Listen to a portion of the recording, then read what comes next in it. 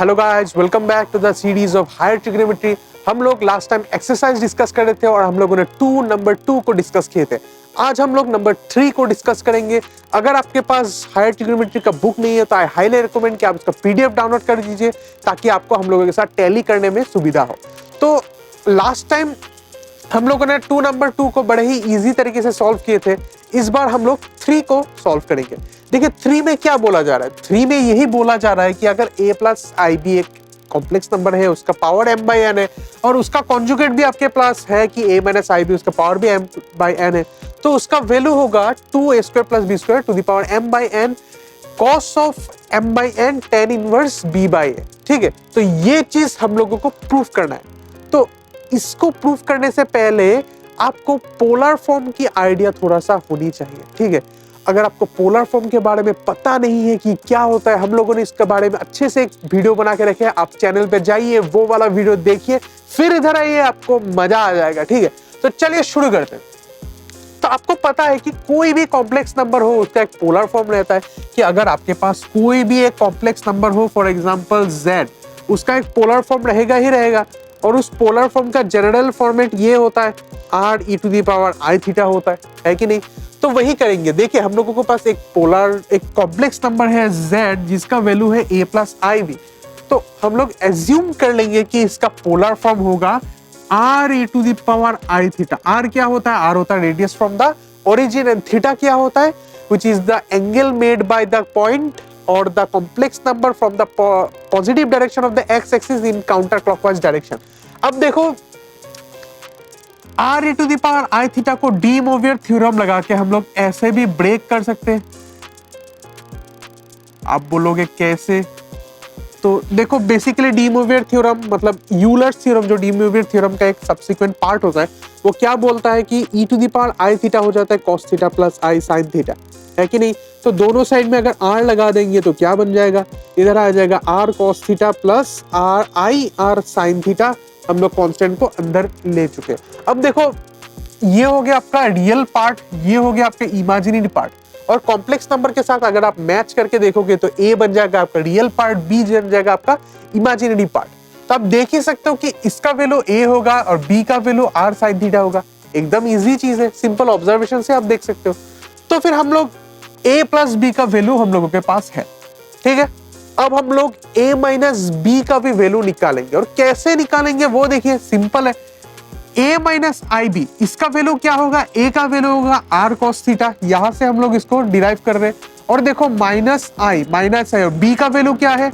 b का value है r sin θ। अगर आपको कंफ्यूजन हो रहा है तो a का वैल्यू यही है, b का वैल्यू यही है।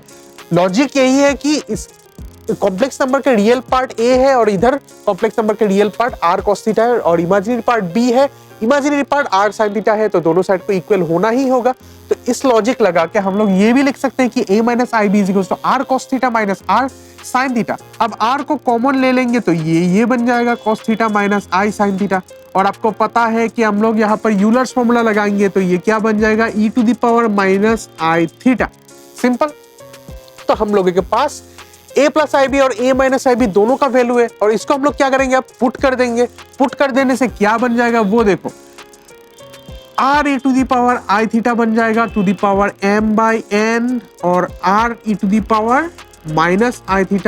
The power m/n। इसको प्रोसीड करने से पहले हम लोग और एक छोटा चीज देख लेते हैं कि पोलर फॉर्म जब बनाते हैं हम लोग तब वहां पर कुछ दो प्रॉपर्टी लगता है। कि पहला प्रॉपर्टी ये होता है कि जो हम लोग रेडियस लेते हैं r², उसका वैल्यू क्या बन जाता है? Real square plus imaginary square, मतलब रियल पार्ट जो होता है उसका स्क्वायर प्लस इमेजिनरी पार्ट का स्क्वायर। और थीटा का वैल्यू ये बनता है कि tan inverse of imaginary part by real part. एकदम सिंपल चीज है। अगर आपने वो पोलर वीडियो के बारे में वीडियो देखे और थोड़ा सा भी आइडिया होगा तो आपको ये वाला प्रॉपर्टी पता चल जाएगा। ठीक है, अब इसको भी हम लोग यहाँ पर अप्लाई करेंगे। कैसे अप्लाई करेंगे? अब देखिए, यहाँ पर हम लोग पावर को सेपरेट कर सकते हैं ऐसे। सिमिलरली इधर भी सेपरेट कर सकते हैं ऐसे। और अब थोड़ा सा कैलकुलेशन लगा सकते हैं, लॉज ऑफ एक्सपोनेंस लगा के इस दोनों पावर को मल्टीप्लाई कर सकते हैं और r को हम लोग कॉमन ले सकते हैं क्योंकि यहाँ पर r⁻m/n कॉमन चला जाएगा।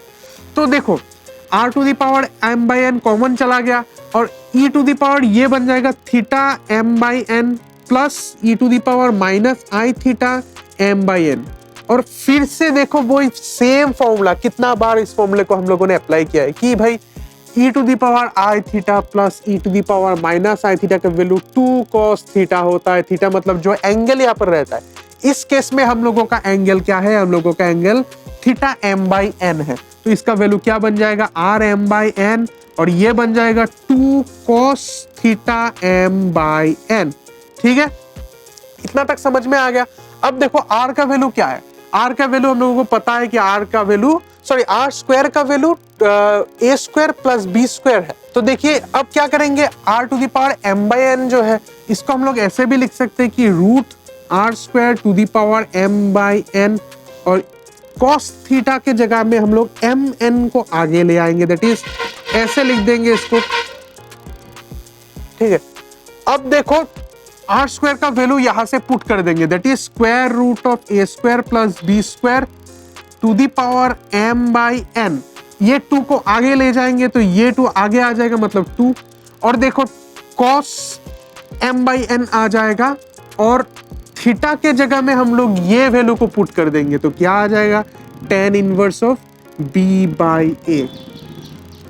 इस वैल्यू को हम लोग यहाँ पर थीटा के जगह में पुट किया। एक चीज आप करेक्शन कर लेना, क्वेश्चन में यहाँ पर स्क्वायर रूट होना होगा, ठीक है, तभी ये वैल्यू मिलेगा। यहाँ पर m बाई ट्वाइस n, दोनों फॉर्मेलिटी सेम है क्योंकि स्क्वायर रूट का मतलब ही है 1/2, स्क्वायर रूट का मतलब 1/2 है तो यहाँ पर m बाई ट्वाइस n लग जाएगा और इसका वैल्यू बन जाएगा m by n tan inverse of b by a।